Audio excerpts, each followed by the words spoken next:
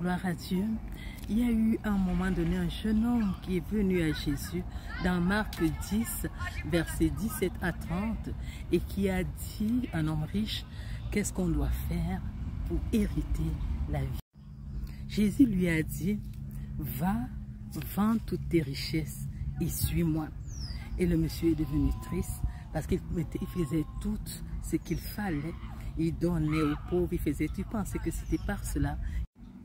Vois-tu, dans notre siècle, nous voulons tous hériter le royaume des cieux. Mais nous sommes encore attachés aux choses de ce monde. Quelqu'un peut crier, oui Seigneur, je t'aime, je donne ma dîme, je donne tout. Et je veux hériter. Je veux hériter le royaume des cieux, mais je suis attaché à la fornication.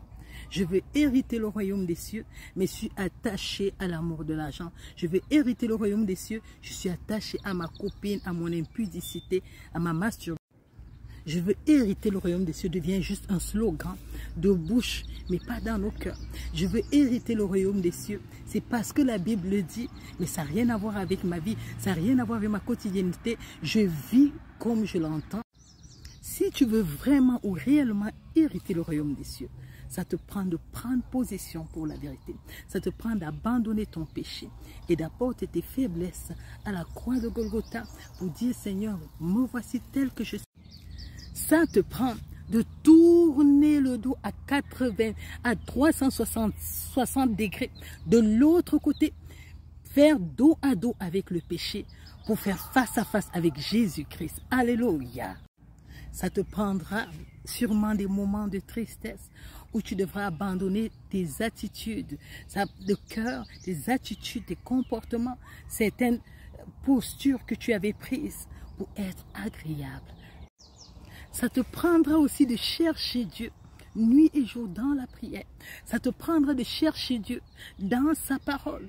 Ça te prendra de chercher l'intimité avec le Saint-Esprit. Alléluia. Quitter.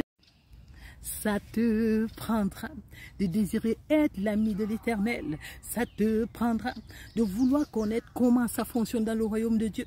Ça te prendra d'abandonner les raisonnements de ce monde pour embraser Chandal. Ça te prendra, alléluia, de désirer le baptême dans le Saint-Esprit. Ça te prendra de changer tes raisonnements. Ça te prendra de renouveler ton intelligence. Ça te prendra de raisonner comme au ciel, plus comme sur la terre. Ça te prendra aussi lorsque les gens vont dire non, c'est impossible. Tu diras au nom de l'Éternel, tout est possible. Ça te prendra quand tu seras rejeté de dire j'accepte le rejet, j'accepte tout au nom.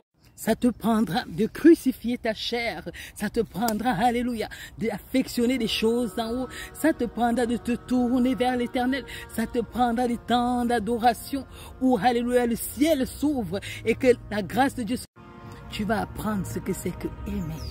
Aimer le pauvre, aimer le riche, aimer le méchant, aimer celui-là qui n'est même pas aimable, aimer celui-là qui est détestable, aimer en tout temps, en toutes circonstances, aimer selon Dieu. Tu vas apprendre aussi ce qu'on appelle le sacrifice, se sacrifier pour les autres. Tu sais, le Seigneur a donné sa vie pour toi et pour moi.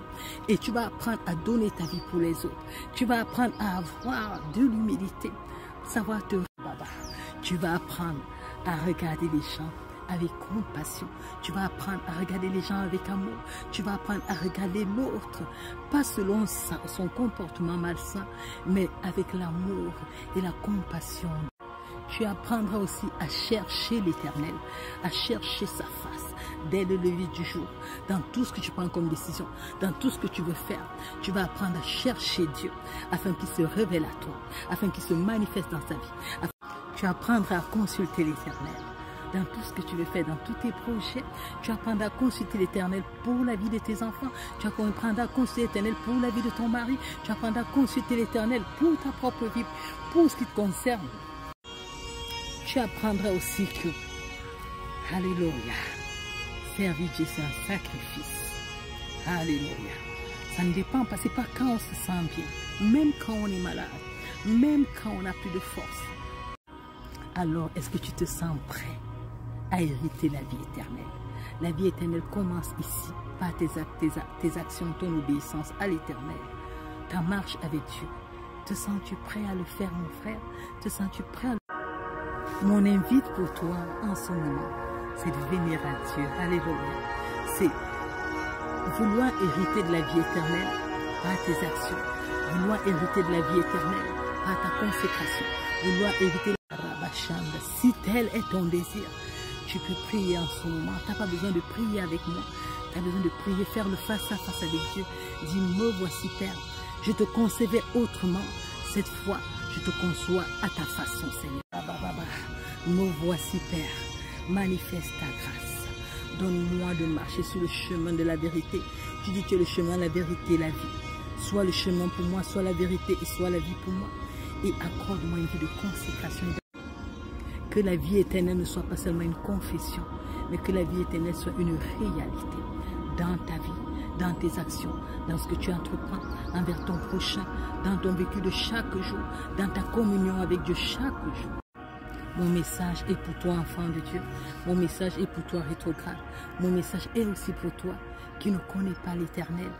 Viens à lui, hérite la vie éternelle, pas en confession, en acte, en action. Et